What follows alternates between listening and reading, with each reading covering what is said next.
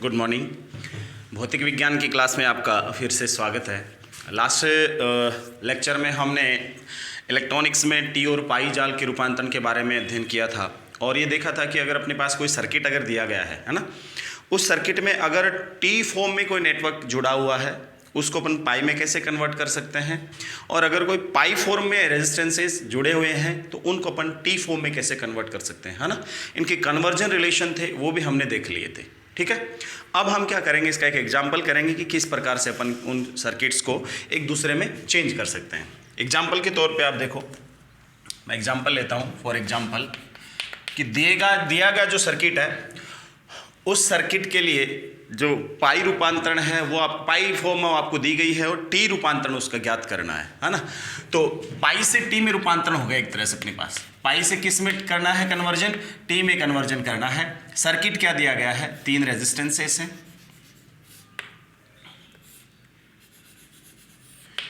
ये वाले रेजिस्टेंसेस हैं 3। ठीक है, ये अपन करें कि यहाँ सपोज 1 टर्मिनल है, ये दूसरा टर्मिनल है, ये तीसरा टर्मिनल जिसको अपन करें खुला सा टर्मिनल अपने पास तीसरा Z1, या इसको ZA कहते हैं, इसको ZB कहते हैं अपन, और इसको क्या कहते हैं ZC। इसका मान है 3 ओम, इसका मान है 6 ओम, और इसका मान कितना है 3 ओम। आपसे कहा जा रहा है कि इस पाई जाल को अपन को किस में कन्वर्ट करना है, टी जाल में कन्वर्ट करना है। ठीक है, अपन करेंगे इस पाई जाल को किस में कन्वर्ट करेंगे, टी जाल में भी कन्वर्ट करेंगे। तो क्या होगा, देखो सबसे पहले टी जाल में कन्वर्ट करने के लिए अपन ये कहते हैं कि जो फॉर्मूले हैं कन्वर्जन फॉर्मूले वो अपन को ध्यान रहना चाहिए। दूसरी बात, इन 2 टर्मिनल के बीच अपने पास इम्पिडेंस ZB है और इस पहले और तीसरे के बीच ZA और दूसरे और तीसरे के बीच ZC है।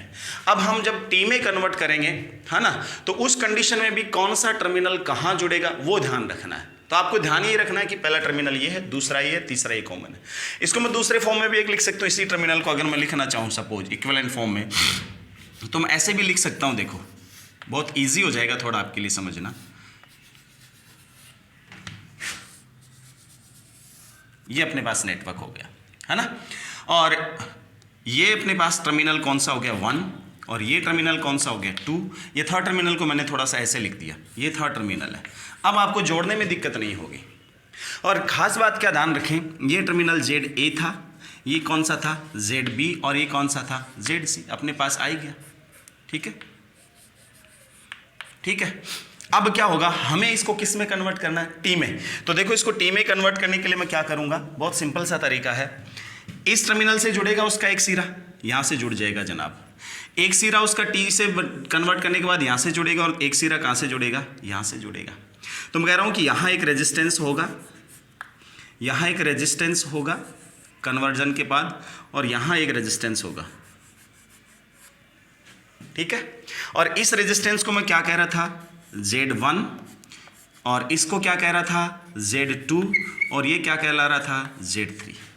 हमें केवल किसके मान चाहिए, Z1, Z2 और Z3 के मान चाहिए। फिर हमें जोड़ना कैसे उनको, इस डेल्टा फॉर्म या ये जो पाई फॉर्म है इसकी जगह ऐसे जोड़ना है। ये पीले वाला जो दिखा Z1, Z2, Z3, Z1 का एक सिरा यहाँ जुड़ेगा, Z2 का एक सिरा यहाँ 2 से जुड़ेगा, Z3 का एक सिरा इस टर्मिनल से जुड़ेगा, और आपस में वो यहाँ जुड़ जाएंगे।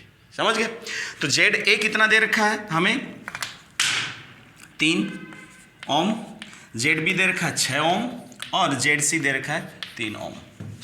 ठीक है, तो देखो क्या रहेगा, मेरे पास कन्वर्जन फॉर्मूले क्या है वो मैं देखता हूँ। कन्वर्जन फॉर्मूला अपने पास क्या रहता है कि पाई से अगर टी में चेंज करें तो सबसे पहले मुझे Z1 चाहिए। क्या चाहिए, Z1। ठीक है, दिया क्या जाता है ZA, ZB, ZC दिया जाता है। तो सबसे सिंपल तरीका आप याद रखो, Z1 किस किस के बीच है, देखो ZB और ZA के बीच है ना, समझ गए, किस किस के बीच, ZB और ZA के बीच है। तो क्या लिख दूं मैं, Z1 के लिए ZA ZB, ZA ZB upon ZA plus ZB plus ZC, सभी को जोड़ दो। ये किसका माना जाएगा, Z1 का। कितना है Z1 देखो कितना है 3 गुणा ZB 6 अपॉन 3 प्लस 6 प्लस 3, 6 3 18, और 6 3 9 3 12, कितना हो गया अपने पास 6 3 18, 1.5 ओम। ये किसका मान आ गया, Z1 का आ गया। दूसरा क्या चाहिए अपन को, Z2। देखो जरा Z2 किस किस के बीच है, ZB और ZC के बीच है, इसलिए इन दोनों का multiple ZB ZC upon ZA plus ZB plus ZC। ZB कितना अपने पास 6 और ये C 3, तो 6 मल्टीप्लाई बाई 3 अपॉन कितना हो जाता है, तीनों का योग कितना है 3 6 3 12, इसको कैंसिल कर दो, 2 3/2 यानी 1.5 ओम। ये किसका मान आ गया, Z2 का। तीसरा कौन सा बचा, Z3। तो Z3 के लिए देखो, बताओ फॉर्मूला क्या होगा, Z3 किन किन के बीच है, इसके और इसके बीच जुड़ेगा, है ना। तो क्या होगा, ZB और ZA और ZC, सॉरी ZA और ZC के बीच है, तो क्या होगा ZC into ZA upon ZA plus ZB plus ZC। ZA ZB कितना, ZC और ZA कितना है 3 3 ओम है, तो कितना होगा 3 इंटू 3 अपॉन कितना 12, 3 चौक 12, कितना 3/4 यानी 0.75 ओम। तीनों आगे रेजिस्टेंस।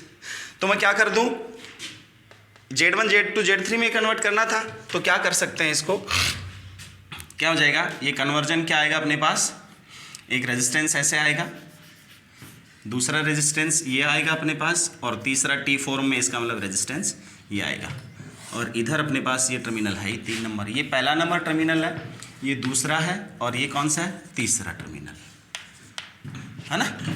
तो ये 1 कहाँ जुड़ा हुआ है, देखो ये 1 इस टर्मिनल से Z1 जुड़ा, तो इसका मान कितना है, Z1 बराबर कितना 1.5 ओम। फिर Z1 का दूसरा सिरा या Z2 से कौन जुड़ा है, Z2 इस 2 टर्मिनल से, Z2 कितना है अपने पास, देखो 1.5, ये Z2 है 1.5 ओम। तीसरा क्या बच गया, ये Z3 है जो थर्ड टर्मिनल से, तो थर्ड से तो Z3 जुड़ा है, ये Z3, ये कितना आ गया 0.75, समझ गए। तो ये अपने पास क्या हो गया, कन्वर्जन हो गया, किससे किस में, पाई जाल का नेटवर्क हमें दिया था और हमें किस में कन्वर्ट करना था, टी में ट्रांसफ़र करना था, इजीली अपन ने ट्रांसफ़र कर दिया, ठीक है। अब दिक्कत देखो कहाँ आती है, कई बार आप करते हो सर ये तो सिंपल ट्रांसफॉर्मेशन था, अगर ऐसा नहीं पूछे तो कैसा पूछ सकता है। हाँ, तो दूसरा तरीका बताते हैं कि अपन से पूछ कैसा सकता है ना। इसके अलावा ये तो अपन ने सिंपल ट्रांसफॉर्मेशन देख लिया, उल्टा करोगे तो ये चीज़ें दी हुई हैं, तो ऐसा आप लिखोगे उसको स्टार फॉर्म में, फिर देखो कि Z1 और Z2 के बीच वाला वो कौन सा है, ZB, Z1 और Z3 के बीच वाला कौन सा है, ZA, और Z3 और Z2 के बीच वाला कौन सा है, ZC है, ठीक है। ये सिंपल तरीका आप याद रखें। अब नेक्स्ट एग्जांपल में अपन ये देखते हैं कि हमें जो नेटवर्क दिया है इन्होंने, वो कैसे अपन अप्लाई करते हैं किसी सर्किट को सॉल्व करने में, कहाँ कैसे मिल सकता है अपन को। ये तो अपन ने सीधा पाई नेटवर्क ले लिया और उसका सीधा कन्वर्जन शो कर दिया, है ना। इसके अलावा कैसा कैसा तरीका अपन को मिल सकता है वो अपन देखते हैं। उसके लिए देखो क्या है, सपोज हमें एक एग्जाम्पल दिया है अगले ने। एग्जाम्पल क्या दिया है कि दिए गए परिपथ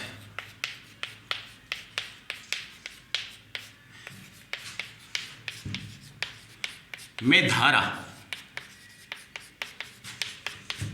I का मान ज्ञात करो।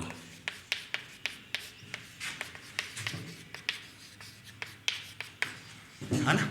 सर्किट क्या दिया है अपन को, सर्किट उसने ये दिया है, कौन सा, एक बैटरी है उसके पास प्लस माइनस, ठीक है। ये 30 वोल्ट की बैटरी है, E बराबर कितना है उसके पास, 30 वोल्ट की उसने बैटरी जोड़ी है, और यहाँ उसने क्या किया वो देखो, यहाँ उसके पास एक तो है रेजिस्टेंस, ये एक रेजिस्टेंस जुड़ा उसके पास ऐसे, ठीक है। तीसरा रेजिस्टेंस उसके पास ये जुड़ा है, और चौथा रेजिस्टेंस जुड़ा उसके पास ये,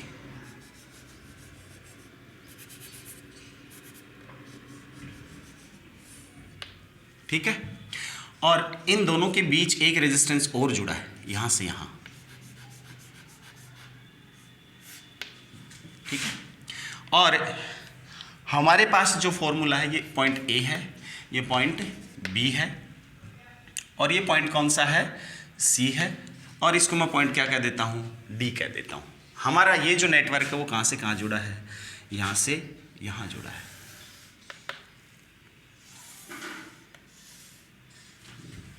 सॉरी, यहाँ नहीं, अपना जो सर्किट है वो कहाँ जुड़ा है, यहाँ जुड़ा है, ये वाला। ठीक है। अब एक चीज़ देखो आप, यहाँ नहीं, सॉरी, इसको थोड़ा सा ऊपर कन्वर्ट करते हैं। ये यहाँ जुड़ा है, ये यहाँ थोड़ा इस पॉइंट से जुड़ा है, ये नेटवर्क जुड़ा हुआ है।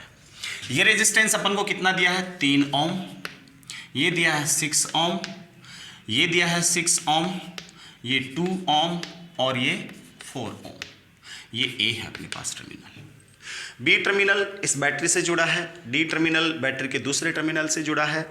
हाँ, यहाँ रेजिस्टेंसेस जुड़े हैं, देखो। ठीक है। और क्या दिया गया आपको कि इस सर्किट में ये जो धारा बह रही है आई, इसका मान चाहिए। होगा क्या, ये रेजिस्टिव पार्ट है, ये धारा ज्ञात करनी है, ये बैटरी पावर सप्लाई देगी, करंट फ्लो करेगी इस रेजिस्टिव पार्ट में, टोटल में इनका कॉम्बिनेशन है। अपन को क्या चाहिए, इस कॉम्बिनेशन का एक तुल्य प्रतिरोध चाहिए। वो तुल्य प्रतिरोध अपन यहाँ जोड़ दें तो एक बैटरी जुड़ी है, एक प्रतिरोध जुड़ा है, उसमें धारा आई बह रही है, तो E/R क्या दे देगा आपको, आई दे देगा। इसलिए अपन को इसका तुल्य प्रतिरोध चाहिए। किस किस टर्मिनल के बीच चाहिए अपन को तुल्य प्रतिरोध, टर्मिनल डी और टर्मिनल बी के बीच चाहिए, इनके बीच। अब आपने कई बार देखा होगा ना कि एक व्हीटस्टोन सेतु बनता है, इस तरह से बनता है ना, ऐसे बनता है एक व्हीटस्टोन सेतु, है ना। और कई बार आप कहते हो ना, इस व्हीटस्टोन सेतु के लिए अपन क्या करते हैं, ऐसे जोड़ते हैं सर्किट, और एक रेजिस्टेंस यहाँ जुड़ा हुआ रहता है, एक इस ब्रांच में रहता है, एक इस ब्रांच में रहता है, एक इस ब्रांच में, एक इस ब्रांच में। ये P होता है, ये Q होता है, ये R होता है, और ये क्या S, ये सपोज G होता है अपने पास। तो हम क्या कहते हैं कि अगर इस व्हीटस्टोन से तुम्हें P/Q बराबर R/S को सेटिस्फाई किया जा रहा है, तो ये बीच वाला जो रेजिस्टेंस होता है ना, ये निष्प्रभावी होता है। क्यों, उस स्थिति में ये जो दो टर्मिनल होते हैं, ये क्या होते हैं, सेम पोटेंशियल पर होते हैं, समान विभव पर होते हैं। ऐसा व्हीटस्टोन सेतु की शर्त में पढ़ते हैं अपन। अब ये पॉइंट और ये पॉइंट समान विभव पर, इसका मतलब करंट इसमें से जाएगी नहीं, तो इस रेजिस्टेंस का कोई औचित्य नहीं है, यहाँ पर इसका यूज नहीं है। तो उस कंडीशन में अपन क्या करते हैं, इस रेजिस्टेंस को हटा देते हैं, और अपने पास फिर क्या बच जाता है, इस पॉइंट और इस पॉइंट के लिए ये दोनों सीरीज में आ जाते हैं, ये दोनों सीरीज में, और दोनों मिलकर फिर किस में आ जाते हैं, पैरेलल में, और अपने पास तुल्य प्रतिरोध आ जाता है। लेकिन स्थिति यहां देखो क्या है, यहां P/Q R/S हो रहा है क्या, नहीं हो रहा। क्यों, देखो यहां 3/6 है, एक का रेशियो, दूसरा कौन सा है, 6/4 बराबर है क्या, नहीं है, नहीं है ना। इसलिए इस शर्त का पालन नहीं हो रहा, और इस शर्त का पालन नहीं हो रहा, तो बीच वाला प्रतिरोध अप्रभावी नहीं है, उसका भी यूज है इसमें। यानी ये दोनों टर्मिनल हैं वो समान विभव पर नहीं है।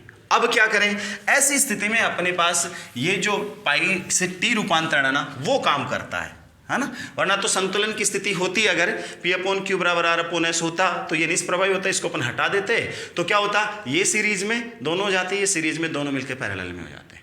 ठीक है। अब अपन ये चाहते हैं कि इस बीच वाले का कोई सॉल्यूशन हो, उसके लिए अपन कौन सा सेलेक्ट करते हैं, परिपथ, ये परिपथ सेलेक्ट करते हैं, ये वाला, या तो ऊपर वाला ले लो, ऊपर वाला भी एक डेल्टा रूपांतरण, देखो ये डेल्टा बन जाएगा। ये वाला कौन सा है, ये ACD डेल्टा, कौन सा, ACD डेल्टा कह दूं मैं इसको, है ना। ACD डेल्टा होने का मतलब मैं यहाँ A से तो जोड़ूंगा एक रेजिस्टेंस, इसको पाई है ये एक तरह से, इसको स्टार में चेंज करना, तो एक रेजिस्टेंस तो यहाँ जोड़ूंगा मैं, एक रेजिस्टेंस इस B से जोड़ूंगा, और एक रेजिस्टेंस यहाँ से जोड़ूंगा मैं, ये तो होगा, ये Z1 होगा, ये Z2 होगा, और ये कौन सा होगा, Z3। समझ गए। तो अब इसमें मुझे जोड़ना है, तो मैं क्या करूं, इसके लिए मैं क्या करूं, इसके लिए मुझे Z1 चाहिए। क्या चाहिए, Z1 चाहिए। क्या चाहिए, Z1। देखो क्या होगा, Z1 का मान कितना आएगा, Z1 किस किस के बीच है, क्योंकि ये तो ZA हो गया, और ये क्या हो गया, ZB, और ये क्या हो गया, इधर वाला ये ZC हो गया, है ना। तो Z1 क्या होगा, ZA ZB upon ZA plus ZB plus ZC, तो ZA ZB upon ZA plus ZB plus ZC, बताया था ना अभी कि जिन दो के बीच में वहाँ Z1 की वैल्यू उसके बीच वाला वैल्यू किसकी देगा, ये दोनों का कॉम्बिनेशन है, इसकी वैल्यू देगा। तो ZA ZB कितना है अपने पास, ZA ZB 6 गुणा 2, 6 गुणा 2 बटा 6 प्लस 2 प्लस 4 12 1 ओम। तो ZA की वैल्यू Z1 की वैल्यू कितनी आ जाएगी 1 ओम। अब बच्चा Z2, तो Z2 कितना होगा, Z2 देखो Z2 किस किस के बीच है, ZB और ZC के बीच, तो 2 गुणा 4 बटा ये A plus B plus C है ना, यानी Z2 को क्या लिखूँ मैं, ZB ZC upon ZA plus ZB plus ZC। तो क्या होगा 2 गुणा 4 अपॉन 12, 4 दूनी 8, ये 4 तिये 12, तो 2 बट्टा 3 ओम। फिर Z3 आ गया, Z3 का मतलब ZC ZA upon ZA plus ZB plus ZC। तो क्या बन गया अपने पास ZC ZA 4 गुणा 6, 4 गुणा 6 बट्टे, तीनों को जोड़ेंगे तो 6 4 10 2 12 12, 6 दूनी 12, 2 दूनी 4, 2 ओम। समझ गए। तो मैं इसको क्या कर सकता हूं, इसका इक्विवेलेंट ये जो रेजिस्टिव पार्ट है ना, इसी को ले रहा हूं मैं बाहर, है ना। इसका इक्विवेलेंट मैं क्या बना सकता हूं, इसका इक्विवेलेंट मैं ये बना सकता हूं कि बी पॉइंट मेरे पास यहां पर है, उससे एक रेजिस्टेंस ऐसे जुड़ा है ना, दूसरा रेजिस्टेंस ऐसे जुड़ा है, ये बी पार्ट है मेरे पास, ये कितना ओम है 3 ओम है, ये कितना ओम है अपने पास 6 ओम है। इस पॉइंट से ए जो पॉइंट है, ए पॉइंट से अब कौन सा रेजिस्टेंस जुड़ेगा Z1 है ना, तो ये ब्रांच कौन से की होगी Z1 की, इधर से Z2 जुड़ेगा, ये Z2 जुड़ेगा,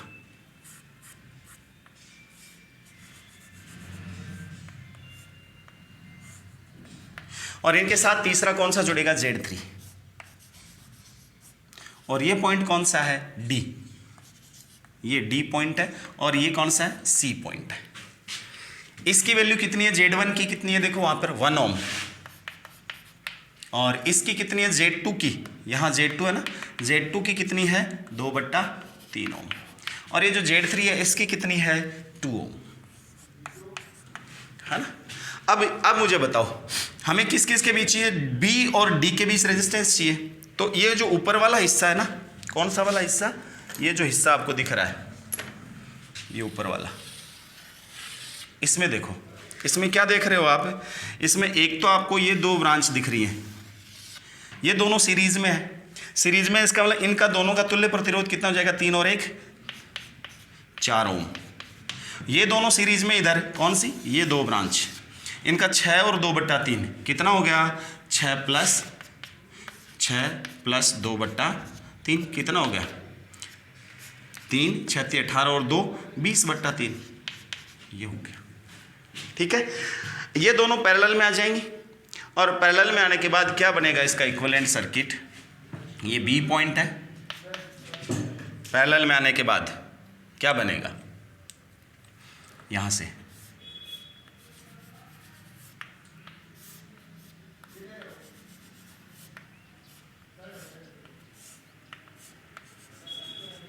ये डी पॉइंट अपने पास है, ये 2 ओम आ गया, और ये कितना आया 4 ओम, और ये कितना 20/3 ओम। अब ये दोनों किस में पैरेलल है, पैरेलल किसका मतलब R1 पैरेलल है R2 के, तो R1 R2 into R1 R2 upon R1 plus R2। तो ये जो दोनों अपने पास हैं ये वाले, इनका तुल्य कितना हो जाएगा R1 R2 upon R1 plus R2। तो R1 R2 कितना है अपने पास, R1 R2 यानी 4 गुणा 20/3 बट्टे 4 प्लस 20/3 कितना होगा 4 तिये 12, और 4 तिये 12 प्लस 20 32, तो ये कितना हो गया अपने पास 20 चौक 80/3 बट्टा 32/3, 3 से 3 कैंसिल हो गया।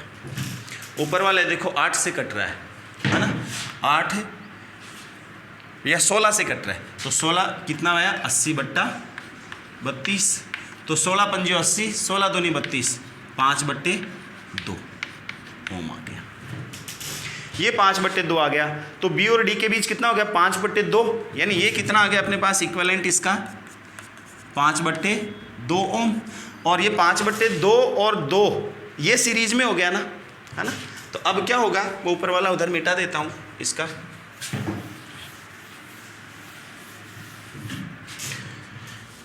अब क्या गया, अब अपने पास ये पॉइंट बी यहाँ आ गया, बी, और इसके बीच एक रेजिस्टेंस तो ये आ गया, कौन सा? 5/2 ओम, यानी 2.5 ओम। और दूसरा रेजिस्टेंस कौन सा आ गया? ये डी पॉइंट है यहाँ पर, ये आ गया 2 ओम। दोनों सीरीज में है, इसलिए इन दोनों का जो परिणामी होगा, इन दोनों का, वो कितना हो जाएगा अपने पास? ये टर्मिनल क्या बचेगा अपने पास? बी, इस पॉइंट के बीच, और इस पॉइंट के बीच रेजिस्टेंस कितना बचेगा? ये 2.5 और 2 4.5, यानी 9/2 ओम। ये बी पॉइंट आ गया, ये डी आ गया, है ना। अब ये डी आते ही देखो इस सर्किट में इस पूरे की जगह बी और डी की जगह वो जोड़ दूं मैं, है ना, क्योंकि ये तो था सर्किट। तो यहाँ से मैं हटाता हूँ इस सारे को, है ना। यहाँ से हटाते ही अपने पास क्या आ गया, ये जो सर्किट था इसमें बी पॉइंट यहाँ था, ये बी पॉइंट था, और ये पॉइंट कौन सा था? डी पॉइंट था। दोनों के बीच रेजिस्टेंस कितना आया? 9/2 ओम। अब करंट फ्लो अपने पास आई हो रही है इस सर्किट में, 9/2 ओम रेजिस्टेंस है, तो वोल्टेज कितना? E बराबर I इंटू आर, सीधा सा है अपने पास। तो अब I कितना हो गया इसमें? I बराबर E अपॉन ये वाला परिणामी, R जिसको अपन कह देते हैं, या Z कह दो, परिणामी Z इक्विवेलेंट कह दो, ये Z इक्विवेलेंट है सपोज, ठीक है। तो कितना हुआ I का मान?